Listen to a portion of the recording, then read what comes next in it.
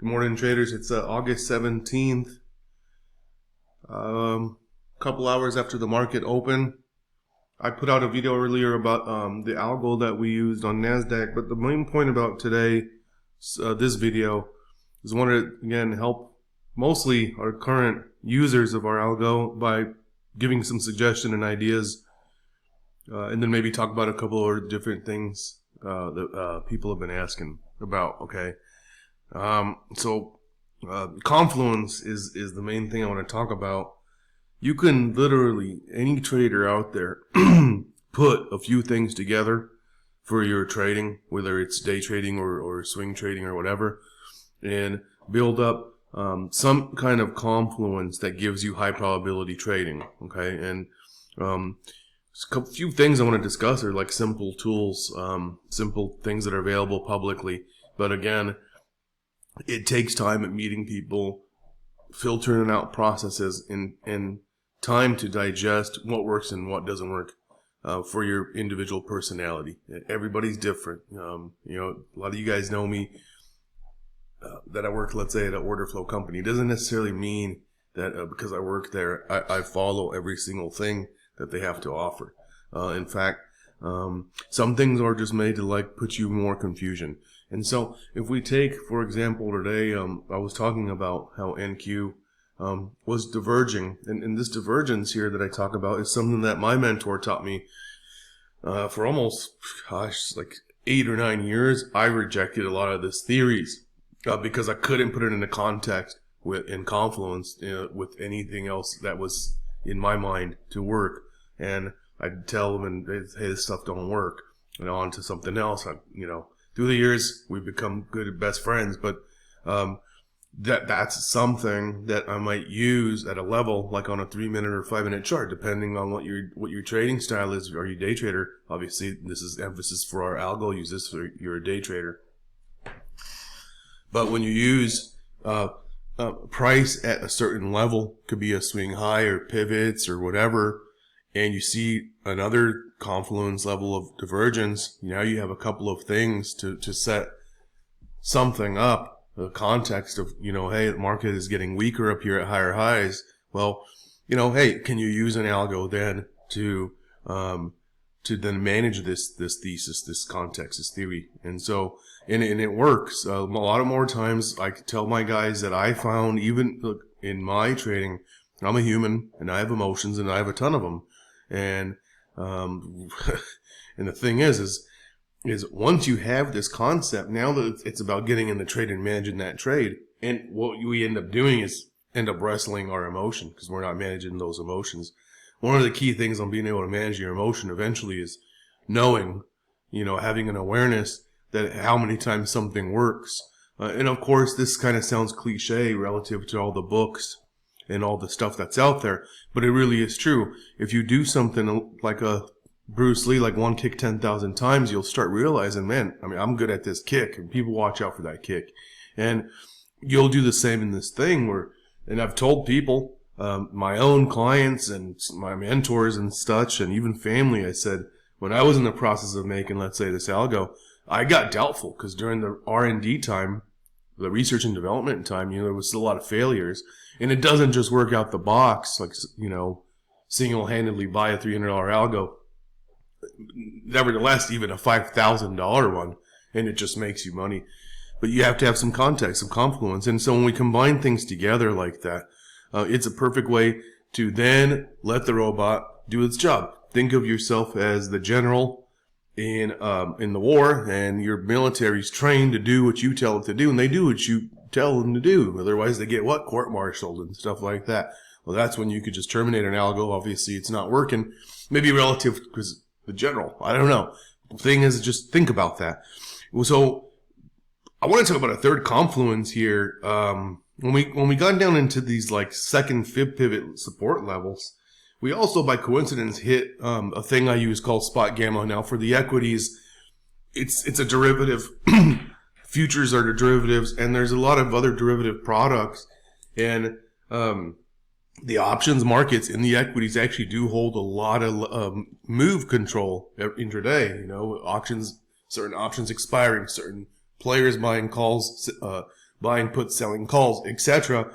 I use a service that minimizes my research time on that by paying a subscription fee, okay, and every day getting levels that automatically populate on my desk on where these exposure levels are for market makers. I'm not going to get into all the dialogue of what that is.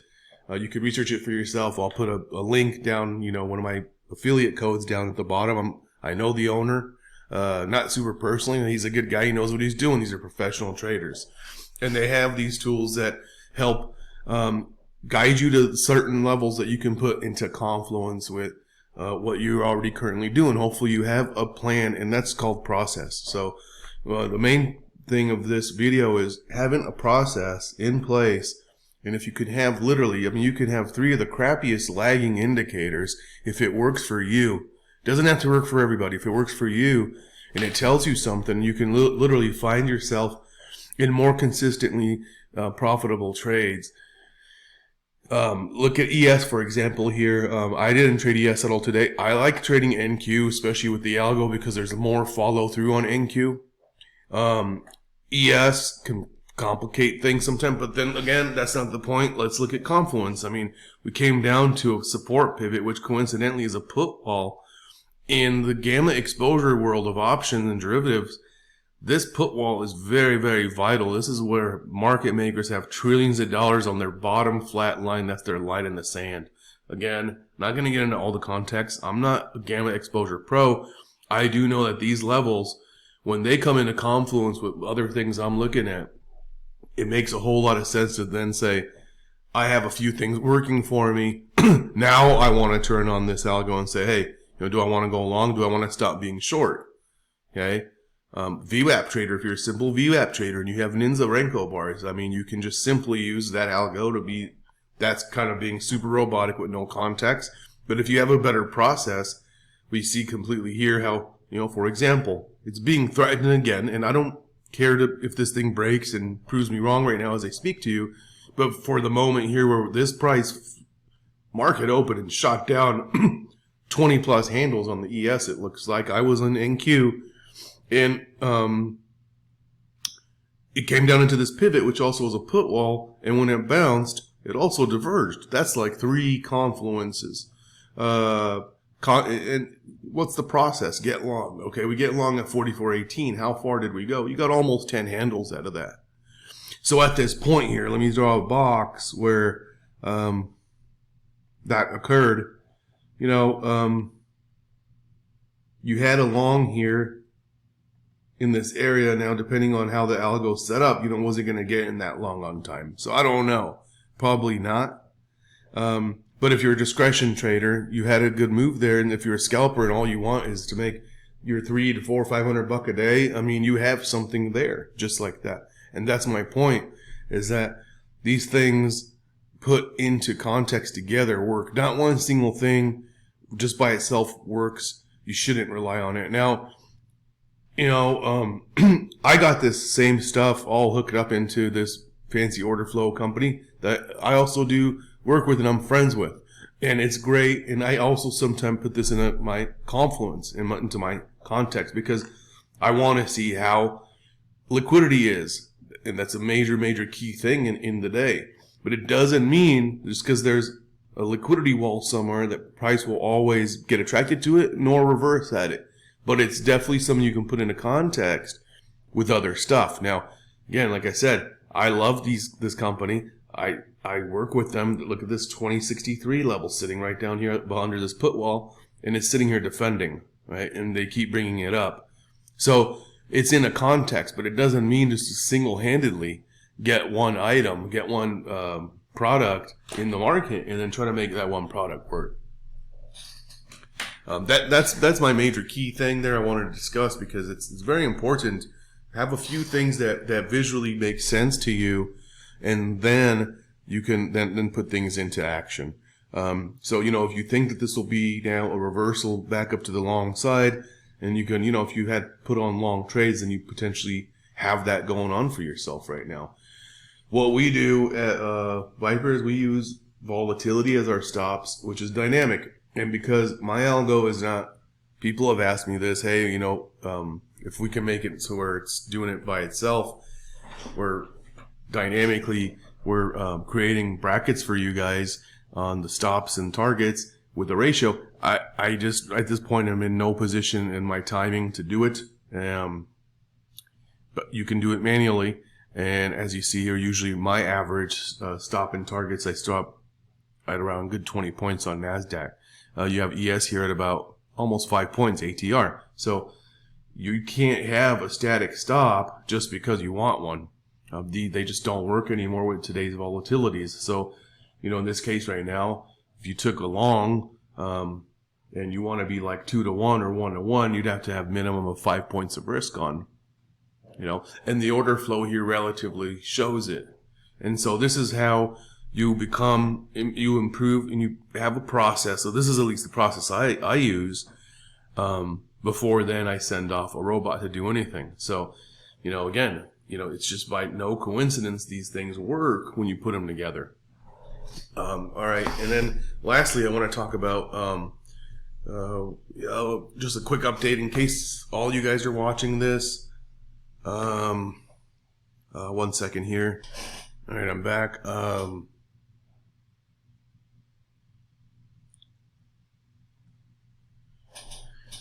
Our spreads. So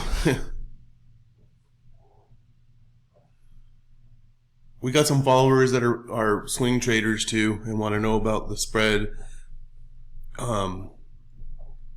program that I've been putting together. I have about 13 spreads that I have on alerts right now. In the last 3 weeks, one just got triggered 2 nights ago. And the thing is, it's in cotton. Hold on here. I'm sorry, it's in cocoa. And the way I usually will work these is I go for extremes on continuation calendars. And I set alerts for them. And when they go on, I'll look at them. And if I'm not busy out with all this other stuff, I'll take them in my long-term portfolio in a separate live account that I have at an Austin-based broker. That broker is on my website, his information.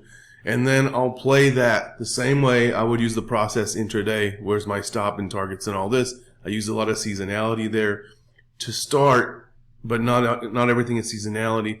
I use COT data and, again, probabilities and stats. And I can get a lot of those stats using, high-tech data. This is, in case you guys want to follow this one alert, this is the one that triggered on a low. Like, I don't take the sell signals. I usually am the opposite way, because usually when these, a lot of their recommended signals and stuff pop up, they pop up usually midpoints of price, and I don't like being in the middle of anything. I've done it a lot of times and found out late in my learning curve that I'm in the middle of stuff, and so I wait for extremes. And when these extremes trigger, I like to be on the other side, even though there was a big set of momentum of price coming my way. Since this thing triggered, it did make 10 points against us, which, on a spread is $150. But my target is relatively higher. And so on my risk, my RR in these, waiting for them so long, is probably 8 to 10 to 1. Right now, we're in a sugar spread that's gone nowhere. And I've been in this thing for like a month. So one of the unmotivating parts that's happened for me is I know I can teach the stuff. I don't have a program or process on where I want to be on teaching it.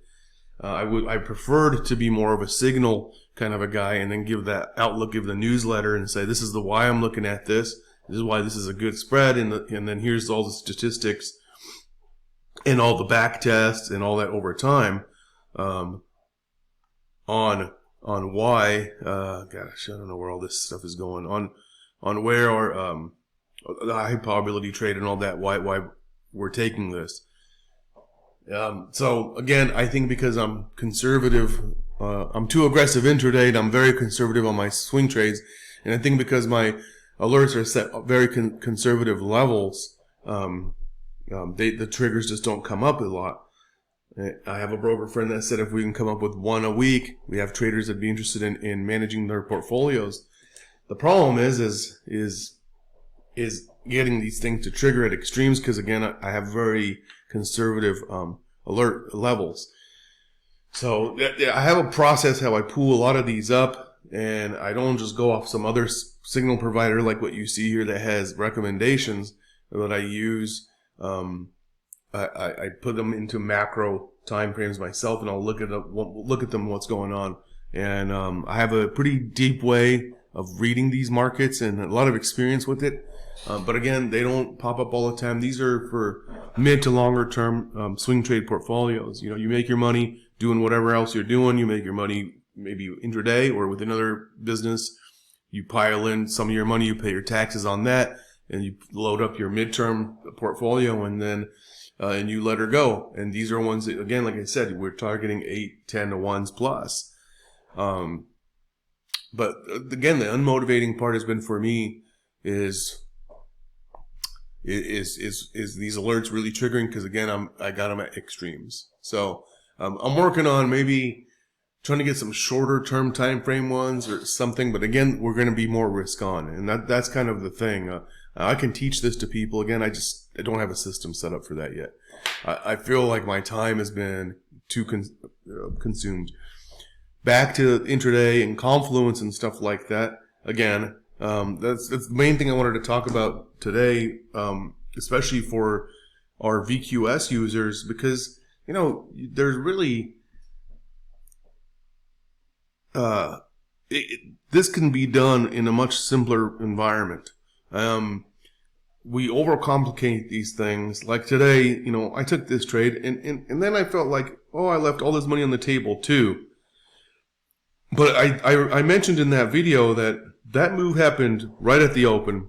Did I see the divergences? Was I at a pivot level? So was I at a level that made ton of sense to go short and stay short? But at the open, that was that risk, because that would have just been an easy loss, and now I'm working forward from backwards all day to fix that. And that's the only reason I couldn't take that. I'll even show it here on my trading view. Here's the level that I'm looking at. Here's divergence in the morning, and the thing is, it's just sold on right off. Well, it sold on right off in the first half from the open in that first half hour, and by the even first 15 minutes, price was here in the middle of all this mess. So then what do? So I took a continuation trade because that's just what I've seen over time. And then I made a little video of it. But now look what we're doing. We're kind of going sideways, pushing more buyers coming in. Why? Because we're at these levels. Again, don't try to, I'm not saying counter trend trading is the safest, best thing to do. But again, when you have different things in Confluence, let me move myself, you might have a higher probability that you're getting in earlier than the guys that are maybe on the wrong side. So that's when you can really take advantage of even maybe your discretion trading, or put on, a managed algo, be able to step away from the desk and do what you have to do. But know that process you have is now in automation. You've asked somebody else, the robot, to take care of that for you.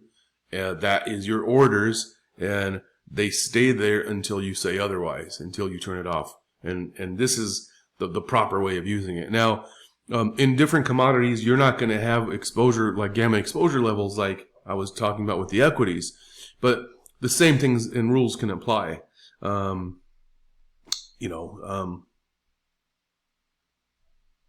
see here 1 second. Let's look at ZN. You had a few levels here of where we hit this pivot, this S2 pivot here, and a little bit of divergences where price couldn't go any lower, and ZN doesn't typically normally move a lot, but it's done 3 or 4 ticks. I mean, for the ZN is a whole different beast. Not going to get again too much into that today. A lot of liquidity there, and ZN is a type of market where you can trade massive contracts and just go for a few ticks, and that's how guys usually trade bonds and notes. But again, whatever you're looking at, when you have a few things of Confluence, that's pretty much all you need to really make your trading get a little bit more consistent. And then you can go for those bigger moves like we talk about, and or scale with 2 lots, pull one off at 1-to-1. You know, a lot of people, they're not in a 1-to-1, but intraday 1-to-1 is something you must maybe do to first get risk-free, risk-neutral, and then move your second lot over and try to make that profit. You know, and it won't happen every day. So that's it. Wanted to share that, guys. You know, again, it's been a while. I don't do videos every day. There's reasons why, because I'm working behind the scenes, working more on the trading, working with this other group here that everybody knows I work with. It's distracting, trying to stay healthy and all that stuff, and keep a head on my shoulders just like all of you, just like everybody else. So it's not you know, it's a real life here. And so that's what I've been up to. And I wanted to share my thoughts. Anytime I come up with some good thoughts, I'd like to share them with you, because I want to see if maybe one day this will click for you, today, tomorrow, the next day. Like, for example, my buddy David's, you know, stochastic divergences. I could never put it together. Sometimes it still feels like, you know, but when I put it together with other things, that's when it works for me. It takes me a long time. So some of you will take you a long time for something to click, and then you'll say, why did it take me this many years for something to click? Well, it's just like jiu-jitsu. You know, you don't just walk in the gym and then, like, you figure, it's like chess. One day, 2 years later, 3 years, 4 years later, something just becomes so easily noticeable, and you wonder why it took you so long. And this is trading too. Something will click because your subconscious is exercising all the time while you've been sitting here for years frustrated. And it finally will open a doorway, and you'll go, what the hell why is it looking so much easier? It's not that it got easy overnight. It got easy over time. It got easy over the time that you put in all that struggle. And that's just real. Again, sounds cliche. You see divergence here at the bottom of this level, at a combo level on gamma exposure. If I just measure that move again, that long is 26 points. 26 points on NQ is a lot of money. Now, if we came here and just said, hey, we want to start taking longs down here and turned on our algo, where would you be? You know, we're overextended, which is, you know, and what I said today in the morning, guys, I didn't want to go past this S1 and start becoming short, because now I could have a lot of buyers pushing in back against me. If they do come in, they're going to come in at these levels. And now my short algo, had I not used some kind of rules or context, is going to start taking losses. And I'm going to say, well, this algo doesn't work. This is crap. Remember, guys, algo is there to help the quickness, your entry, and activate your brackets in, out. Once you have your process or your context and you know what's up, that's what it's there for, you know. So again, this is right here as I'm making this video and wrapping up with you guys. This is exactly what the evidence that I wanted to discuss is just unfolding right in front of us, you know. And so, all right, it's Thursday. Tomorrow is option expiry. You'll have volatilities in all kind of levels, but again, volatility is a good thing if we know what to do with it. Right? We want volatility intraday because we want to get big moves and get our trades and be done, especially on a product like NASDAQ. And for some of you that are my guys that are going to probably email in most likely, if you want my advice on focusing on a product intraday, maybe just focus on NQ. I know it's expensive. What you can do is just focus on micro NQ and do threes. Do 3 lots. Okay, so you don't have to feel the anxiety of the big P&L swings. Do like 3 lots, and you know, maybe scale your first 2 out at that first RR target. Maybe take off your last one as that runner. Okay, so, and that's how you'll have some days where you'll make good some home runs. Okay, so that's about it, everybody, and we should be back tomorrow. Like I said, I'm here every day.